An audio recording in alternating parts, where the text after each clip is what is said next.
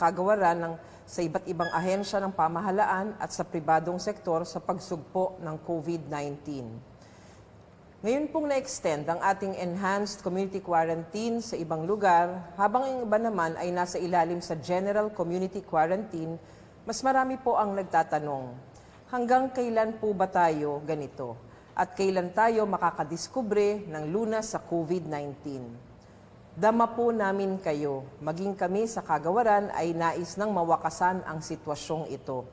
Tayo po ay kaisa ng scientific community sa buong mundo upang maintindihan kung paano natin malalabanan ang COVID-19, kung paano ito madedetect, paano ito dapat i-treat, at paano ito mahahanapan ng lunas. Siyensya po ang gumagabay sa atin sa bawat desisyon, aksyon at plano sa ating gagawin. Kaya naman po sa araw na ito, makakapanayam namin, kaya nga po sa araw na ito, ipapaliwanag po namin isa-isa kung ano po ang mga meron tayo ngayon na lunas para po sa COVID-19 na sinusubukan ng ating bansa. Nais po naming ibalita sa inyo na bukod po sa Philippine General Hospital ay gumagamit na rin po ng convalescent plasma therapy ang St. Luke's Medical Center bilang karagdagang intervention for severe or critically ill COVID-19 patients. Ayon po sa St. Luke's Medical Center, kinakitaan nila na patuloy na pagbuti ng kondisyon ang mga pasyenteng sumailalim sa convalescent plasma therapy. Dagdag pa ho ng pamunuan ng ospital na walang kapasidad. Dagdag pa ng pamunuan ng ospital, handa silang ibigay ang serbisyong ito sa ating ibang mga ospital para matulungan po ang ating ibang ospital para maisagawa ang convalescent procedure. Ang Lung Center of the Philippines din po ay nananawagan sa ating mga COVID-19 recovered champions para po makibahagi ng kanilang plasma at magkaroon po nitong transfusion for plasma para sa kanilang convalescent plasma program. Sa mga interesado po, maaring tawagan si Dr. Gerard Tejada sa 0917-122-8808. Uulitin ko po, para po sa Lung Center of the Philippines, maaari po kayong tumawag kay Dr. Gerard Tejada sa 0917-122-8808. Sa puntong pong ito, ay magbibigay po tayo ng isang feature po mula sa ating survivor. Meron ho tayong survivor na ipapasok sana dito po sa ating screen, kaya lang po nagka-technical problem. But gusto lang ho namin uling ipagbigay alam sa inyo na ang atin pong mga survivors po, ang ating mga pasyente, ang atin pong mga frontline healthcare workers ay patuloy po na nakakaranas ng harassment, ng discrimination. Gusto lang ho namin humingi sa inyo, umaapila po kami, sana po wag ho nating bigyan ng ganitong trato ang ating mga frontline healthcare workers, ang ating mga survivors at ang ating mga pasyente. Para naman po sa update ng bilang ng mga kaso ng COVID-19 sa bansa, ngayong April 26, 2020, meron po tayong 862 recoveries, meron po tayong total of 501 deaths, meron po tayong total ngayon na 7,579 na positive cases. Ito naman po ang nakuha ng DOH sa kanilang supply sa ating PPEs at naipamahagi po sa iba't ibang ospital dito po mula po noong April 25 at hanggang kaninang umaga po. Bernardino General Hospital, Novaliches, Quezon City; Tondo Medical Center, Balut, Tondo, Manila; CHD4B Mimaropa, Quezon City; CHD4A Calabarzon, Quezon City; at Manila Doctors UN Avenue, Manila. Ang atin naman pong mga laboratory centers as of April 26 ay 19 na po para po sa ating COVID-19 licensed laboratory sa ating bansa. Ang bago po nating laboratorio na naidagdag sa ating tala ay ang Philippine Genome Center. Paalala lang po sa mga interesadong mag-apply sa ating mga ospital para naman po sa ating Healthcare Workers Volunteers Program. Ang unang batch po ay para sa ating Philippine General Hospital, para po sa ating Lung Center of the Philippines at para sa Dr. Jose N. Rodriguez Memorial Hospital at para rin po sa ating Research Institute for Tropical Medicine. Sila po ang magpo-process ng mga application, kaya sa kanila po kayo makikipag-ugnayan. Ukol naman po sa rapid antibody test kits. Nakatanggap po kami ng tanong galing sa isang doktor kung maari daw po na siya ay bumili ng test na ito gagamitin para sa kanyang pamilya at may isang kumpanya na gustong ipatest ang kanyang mga empleyado. Ayon po sa Food and Drug Administration, FDA Advisory Number 2020-498, dapat po may reseta galing sa isang lisensyadong doktor mula sa isang accredited na ospital ang sino mang bibili ng mga test kits na ito. Bawal po ito ibenta o bilhin online. Ang rapid antibody test ay maari lamang pangasiwaan ng isang doktor o trained health professional at ang resulta ng test ay dapat gabayan ng isang doktor. Hanggang April 30 pa po ang ating immunization week para atin pong ipinagdidiwang. Kami po sa Kagawaran ay patuloy na nagpapaalala sa lahat ng mga magulang na pabakunahan ninyo po ang inyong anak na 5 taong gulang pababa. Napakahalaga po ng pagbabukuna dahil nabibigay ito ng proteksyon laban sa pagkakasakit ng mga bata kontra polio, sa polio, sa tigdas, tetano, diphtheria na madalas na maging sanhi ng kamatayan. Ngayon pong nasa gitna tayo ng pandemya, mas mahalaga pong mabigyan natin sila ng angkop na bakuna upang hindi magkasakit. Mas madali pong dumapo ang COVID-19 sa isang tao na may karamdaman o mahina ang resistensya. Kumpletohin po natin ang bakuna ng ating mga anak mula pagkasilang hanggang sa 1 taong gulang para protektado siya hanggang paglaki niya. Sundin lamang po natin ang routine immunization schedule na nasa immunization card ng ating mga anak. Bukas po ang ating mga health centers na handang magbigay ng mga serbisyong pangkalusugan sa ating komunidad. Paalala lamang po sa ating mga healthcare workers sa mga health centers, dapat pinapractice po rin natin ang ating infection prevention and control measures at ang physical distancing para maiwasan po nating maging sanhi ng pagkakahawa-hawahan. Sundin po natin ang mga sinasabi ng aming minimum health standards upang ang extended community quarantine ay maging general community quarantine na lamang. Ibig sabihin po, kung tayo po ay makakasunod sa ating mga pamantayan, tayo po ay maari makapag-shift na rin sa general community quarantine. Ang mga health standards na ito,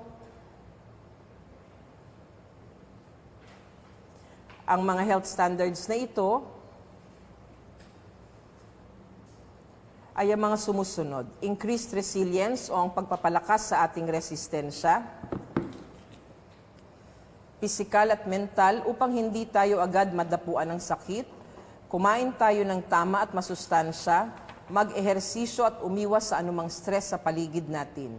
Decreased transmission o ang pagsunod sa mga paraan upang mabawasan ang tsansang magkahawaan tayo, gaya ng pagsuot ng mask kapag lumalabas, madalas na pag-ugas ng kamay, wastong pag-ubo at paglilinis ng mga bagay na malimit nating hawakan.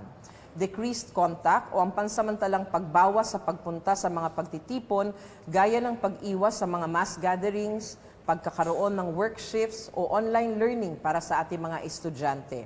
Decreased infectiousness o ang pag-isolate sa mga taong posibleng may contact o may simptomas ng COVID-19 nang ito'y maagapan at hindi na makapanghawa sa iba. Sa inyo pong pagsunod, nakasalalay ang pagpa-flatten ng curve o ang paglobo nito. Ngayon po natin mas kailangan ng kooperasyon at pagkakaisa. Habang nasa quarantine tayo, pinapaalala po sa lahat na huwag munang lumabas ng bahay, maliban na lamang kung may bibilhing pagkain o may emergency. Kung kailangan po namang lumabas sa bahay, tandaan ang mga sumusunod. Magsuot ng face mask, siguraduhin may 1 metro ang layo sa ibang tao, magdala lagi ng alcohol o alcohol-based sanitizers, huwag hipuin ang inyong muka. Pagkabalik sa bahay, maghugas ng kamay gamit ang tubig at sabon ng 20 segundo o di kaya'y gumamit ng alcohol o sanitizer, ispreya ng disinfectant ang mga sapatos, iwan ang mga gamit sa may pintuan, maligo at ilagay ang pinaghubaran sa hiwalay na laundry bag o lalagyan at labhan agad, ilagay sa hiwalay na lalagyan ang ginamit na face mask at gloves sa loob ng 3 araw bago ito itapon at ipakolekta. Sa wastong pag-iingat, may iwasan natin ang pagkalat ng virus. Ngayon naman po ay dumako tayo sa ating question and answer portion. Galing po kay Gregorio ng TV5. Marikina Laboratory has sent positive samples to RITM last Wednesday. What's causing the delay of their certification? Has the laboratory assessment by the RITM been affected by the recent COVID infection among their ranks? Nakabalik na po ba sa full operation ng RITM? Ang positive samples na pinadala ng Marikina Laboratory ay parte po ng kanilang ginagawang proficiency test na kailangang maipasa po ng isang laboratorio bago sila mabigyan ng certification. Parte ito ng Stage 4 that Marikina Laboratory is currently undergoing upang maging ganap na COVID-19 subnational laboratory. So Stage 4, dapat po pumasa ng 2 beses ang isang laboratorio bago ito ma-certify bilang independent testing laboratory. So dapat lang hong pumasa ng 1 beses, hindi po 2 beses sa ating proficiency test para po maging certified na laboratory. Dahil hindi pa ho natin naipapasa ang Marikina Laboratory sa unang panel na ginagawa nila, kailangan lang po nilang i-retake ito uli bago sila mabigyan ng ating certification. Kailangan din gumawa ng mga hakban upang matugunan ang dahilan kung bakit hindi sila pumasa dun sa una nating pagbibigay ng proficiency test. Ang kagawaran ay patuloy na nagbibigay po ng tulong at technical assistance sa lungsod ng Marikina at sa iba pa hong laboratorio upang mapalawak natin ng husto ang ating testing capabilities bilang panlaban sa pandemyang ito. Ang RITM po ay nagbukas na ho uli at fully functional na po sila. Yung kanilang downscaling po nung 1 linggo, ngayon po ay nasa full operations na po ang ating RITM ulit. Galing po kay Aiko Miguel ng UNTV, when are we expecting the meds and drug combinations from WHO to arrive for the Philippine Solidarity Trial? Have we started the trial making use of the available meds and drugs combinations that we have? Tinatanong po ni Aiko Miguel kung nag-umpisa na daw po yung ating Solidarity Trial ng WHO. Ito po yung trial na susubukan po ng ating mga ospital, mga doktor, na ibigay sa ating mga pasyente ang ating mga off-label drugs na tinatawag. Ito po yung mga gamot na nagamit na sa ibang bansa at gagamitin din natin dito sa ating mga pasyente. These are the off-label drugs na ginagamit for other diseases but was found in other countries na sabi nila baka sakaling makatulong against COVID-19. Nakikipag-ugnayan ngayon po ang ating kagawaran sa WHO tungkol sa pagdating ng gamot na gagamitin sa ating Solidarity Trial. Lalo na't kailangan po ng mga ito ng angkop na storage requirements. Habang hinihintay po ang pagdating ng shipment, maaari po nating gamitin ang mga gamot na available na mula sa HIV at malaria control programs ng DOH, kagaya ng letonavir at ritonavir at ang chloroquine at hydroxychloroquine ayon sa tamang gabay ng lisensyadong doktor. USA FDA stated that hydroxychloroquine has adverse effects to the heart. How is the administration of this drug to COVID-19 patients to make sure it will not do harm to their condition? So tinatanong din po ni Aiko Miguel ng UNTV na yung daw pong gamot na gagamitin sa WHO Solidarity Trial na hydroxychloroquine ay may epekto sa puso. Paano nga ba daw ito maiiwasan at paano ito ibibigay sa ating mga pasyenteng isasali dito sa trial na ito? Kagaya po na napag-usapan natin sa mga nakaraang presser, kailangan po tayong mag-ingat sa paggamit ng mga gamot dahil maaari po itong magkaroon ng side effects sa ating mga pasyente. Sa katunayan po, ang chloroquine at hydroxychloroquine ay may epekto hindi lamang sa puso kung hindi sa mata, sa dugo at sa atay. Dahil dito, kasama po sa protocol ng Solidarity Trial ang tinatawag nating inclusion criteria o mga pamantayan na dapat masunod bago maisama o mai-enroll ang isang pasyente sa Solidarity Trial. Kabilang po dito ang screening na iiwasan nating magbigay ng mga gamot sa taong may mga sakit sa puso. Bukod po dito, masugid po nating babantayan dito po sa ating mga ospital. Babantayan po sila ng ating mga investigators na kasama dito at mga doktor ang kalagayan ng mga bawat pasyenteng sasailalim sa trial upang makasiguro na hindi makakasama sa kanila ang pagbibigay nitong hydroxychloroquine. Galing naman po kay Gerard Naval ng Malaya, can the DOH provide us an update on the status of the employees at the RITM as well as on whether their laboratory operations had already normalized? Katulad po ng sabi natin kanina, nakabalik na po ang RITM sa kanilang full operations. Magandang balita po na sa ngayon wala pong admitted sa mga empleyado ng RITM. Meron lang pong 2 na lang pong staff na tinatapos na lang ang kanilang quarantine period. Binibigyan po ng buong suporta ng pamunuan ng RITM maging ng Department of Health ang mga staff natin upang matugunan ang kanilang mga pangangailangang pangkalusugan sa ngayon. Sa katunayan, binisita po sila ng ating Secretary Francisco T. Duque III noong Biyernes upang kamustahin at pasalamatan po ang mga staff sa kanilang kasipagan at patuloy na paninilbihan sa ating mga kapwa Pilipino. Bukod pa dito ay nag-ikot din ang ating kalihim sa iba't ibang mga laboratorio at pasilidad ng RITM upang inspeksyonin ang mga ito at alamin kung ano-ano ang kanilang mga pangangailangan upang agad na matugunan ang ating kagawaran. Ang pangalawang tanong, the industry has called for the lifting of the liquor ban during the ECQ citing massive losses. What is the DOH's assessment on the effect of the liquor ban in terms of reducing transmission of the virus? Ang liquor ban po ay isinagawa upang maiwasan ang posibilidad na magkaroon ng kaguluhan na kaakibat ng pag-inom at maiwasan ang mga pagtitipon kung saan maaring kumalat ang COVID-19. Sa madaling salita, ang liquor ban ay para po panatilihin ang kaayusan sa mga panahong ito at wala pong direktang kinalaman sa transmission ng virus. Pinapaalalahanan din namin ang lahat ukol sa masasamang epekto sa sobrang pag-inom sa kalusugan, tulad ng liver at heart disease, damage to the nervous system, at nakakapagpalala po ng mental health. Alagaan po natin ang ating mga katawan upang hindi po tayo maging prone sa sakit at maging prone sa COVID-19. Galing po kay Claudette Mocon Siriaco ng Business Mirror, the number of recoveries in the country is steadily climbing. Was there an occurrence of reinfection? Can you explain what happened to the 2 cured COVID-19 patients of the Southern Philippines Medical Center who have retested positive after they were already discharged from the hospital?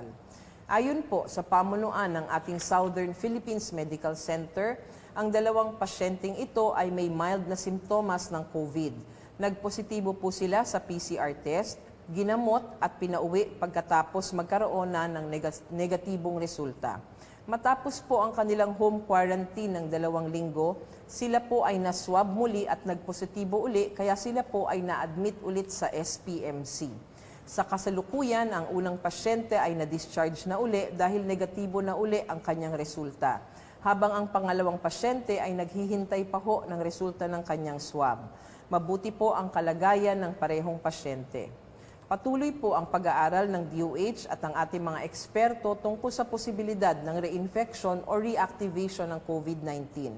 Wala pa pong sapat na ebidensya upang magbigay ng pahayag dito sa ngayon.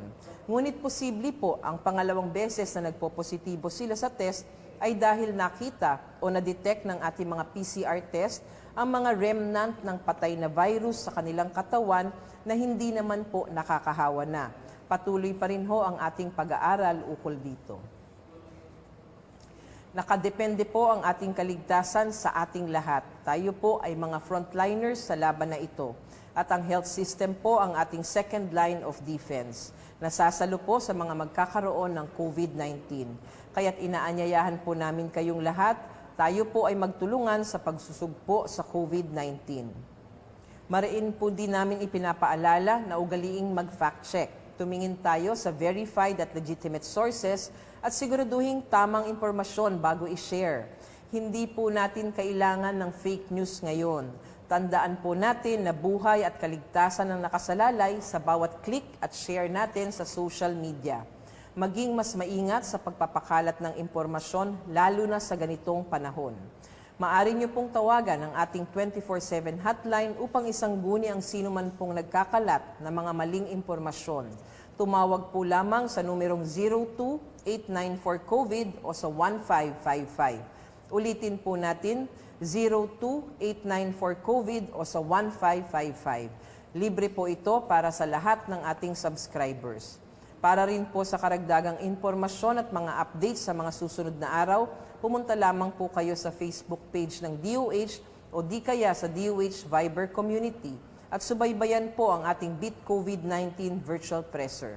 Tuloy-tuloy pa rin po ang operasyon ng Kagawaran ng Kalusugan. Kami po ay nangangamusta sa lahat ng ating mga frontliners, ang ating mga security guards, utility and garbage disposal services, ang ating mga drivers, delivery personnel, grocery staff, barangay health workers, mga tanod, maging ang ating mga kasamahan sa Bureau of Quarantine, Bureau of Customs at Bureau of Immigration at sa RITM. Maraming salamat po sa pag-aalaga sa ating mga mamamayan. A blessed Sunday naman po sa ating mga homeliners, sa mga naninigurado na hindi kakalat at hahawa pa ang COVID sa ating mga pamilya at komunidad. Manatili lamang po tayo sa ating mga bahay. Sama-sama po natin labanan ang COVID-19. Gusto rin po namin magpasalamat sa Amang Rodriguez Medical Center sa pamunuan po ni Dr. Imelda Mateo sa paggamit po ng kanilang ospital tuwing linggong nagkakaroon tayo ng ating virtual presser. Maraming salamat po sa inyong patuloy na pagsuporta sa Kagawaran ng Kalusugan. Gusto rin po namin magpasalamat sa lahat po ng tumutulong, lalong-lalo na po sa private sector natin ngayon na talagang wala hong patid ang tulong sa atin sa lahat ng aspeto ng ating response. Maraming salamat po mula sa Kagawaran ng Kalusugan. Mag-ingat po tayong lahat, tandaan, together we can beat COVID-19. Maraming salamat po.